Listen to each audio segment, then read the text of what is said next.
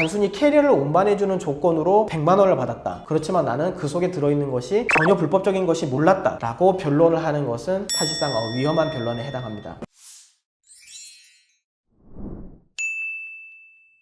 마약 전담 검사 출신 전문 변호사 임성열 변호사입니다. 오늘은 마약 밀수, 즉 마약을 해외로부터 들어오는 사건들에 대해서 알아보려고 합니다. 현재까지 마약 사건의 수사가 이루어진 사례들을 보았을 때 한국에서는 마약을 제조하는 공장은 실질적으로 없는 경우가 대부분이었습니다. 그런데 최근 2024년 8월경 강원도에서 적발된 사건에 따르면 무려 1,800억 원대, 200만 명이 동시에 투약할 수 있는 코카인 60kg이 캐나다에서 들여와서 액상이 고체화로 만들어지는 공장이 있었다는 사건이 있어서 매우 놀라운 사례가 됐다고 볼 수 있습니다. 기존에는 저희 나라에서는 마약이 소비되는 양이 많지 않아서 공장이 없이 해외에서 마약이 밀수되는 경우가 많았는데, 최근 사례와 같이 우리나라에서는 마약 사건이 많아지고 마약 소비량이 많아지면서 제조 공장이 국내에서 발생했다는 것은 그 큰 변곡점이 된 것으로 볼 수 있습니다. 기본적으로 해외에서 마약이 밀수되는 경우에는 두 가지로 볼 수 있습니다. 공항을 통해서 들어오거나 항구를 통해서 들어오게 되는데요. 일반적으로 기본적인 절차는 동일하겠지만 공항에서 이루어지는 검사는 승객 수화물 검사 그리고 신체 검사 두 가지로 나눠지는데, 그 이외에 마약 탐지견을 통한 조사 그리고 엑스레이 즉 X선 검사 그리고 폭발물 탐지 검사 등을 통해서 이루어집니다. 항구인 경우에도 기본적으로 동일한데요. 관세청에 의해서 엑스레이 화물 검사를 하게 되고 마약 탐지견에 의한 조사 그리고 X선 그리고 폭발물 탐지 조사가 있습니다. 마약 밀수 사례로 의심되는 경우에는 적발되는 경우에는 기본적으로 세관 직원에게 바로 인수인계가 되고, 승객에 대해서는 수화물에 대해서 정밀 검사가 이루어지게 됩니다. 그리고 승객이 가지고 있는 신체 그리고 물건들에 대해서 마약 성분 검출 검사가 이루어지는데, 관세청에 대해서는 엑스레이로 화물 검사가 이루어지면서 의심 품목에 대해서는 개장 검사 즉 캐리어 그 각종 물건에 대해서 직접 열고 해당 의심되는 품목들에 대해서 마약 성분 검출 검사를 하게 됩니다. 그렇지만 그러한 검사를 피해서 특이한 방법으로 밀수하는 경우가 되게 많은데요.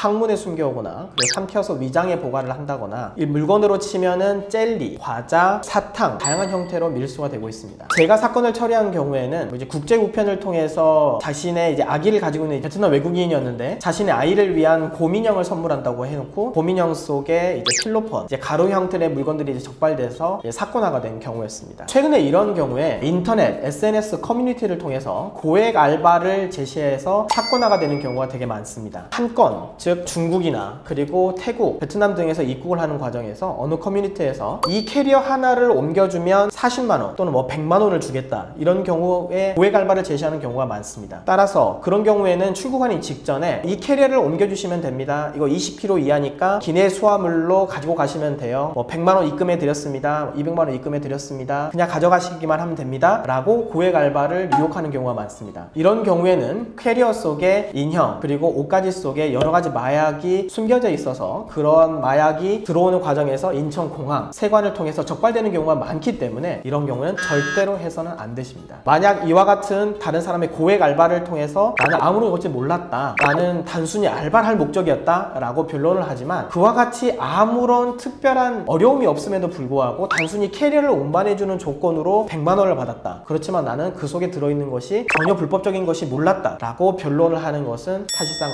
위험한 변론에 해당합니다. 단순히 밀수한 경우에는 기본적으로 무기징역 또는 5년 이사의 징역형을 규정하고 있습니다. 그것이 영리 목적인 경우에는 사형 또는 10년 이상의 무교징역의 중형을 규정하고 있으며, 가액이 500만 원 이상인 경우에는 7년 이상, 5천만 원 이상인 경우에는 10년 이상으로 가중처벌을 규정하고 있습니다. 마약 밀수는 마약류 범죄 중에서도 가장 중한 범죄를 규정하고 있습니다. 단순한 투약이나 마약을 유통하는 것뿐만이 아니라 해외에서 공급이 되는 가장 중대한 범행에 해당하기 때문에 초범에 해당하는 경우에도 실형이 선고되는 경우가 다수에 해당하고, 유통의 규모, 그 범행 수법에 따라서 가중처벌이 될 수 있기 때문에 마약 전문 변호사의 자문을 받고 대응하는 것이 중요합니다. 도움이 필요하시거나 궁금한 점이 있는 경우에는 언제든지 문의 주시면 친절하게 답변을 해드리겠습니다. 오늘도 시청해 주셔서 감사합니다.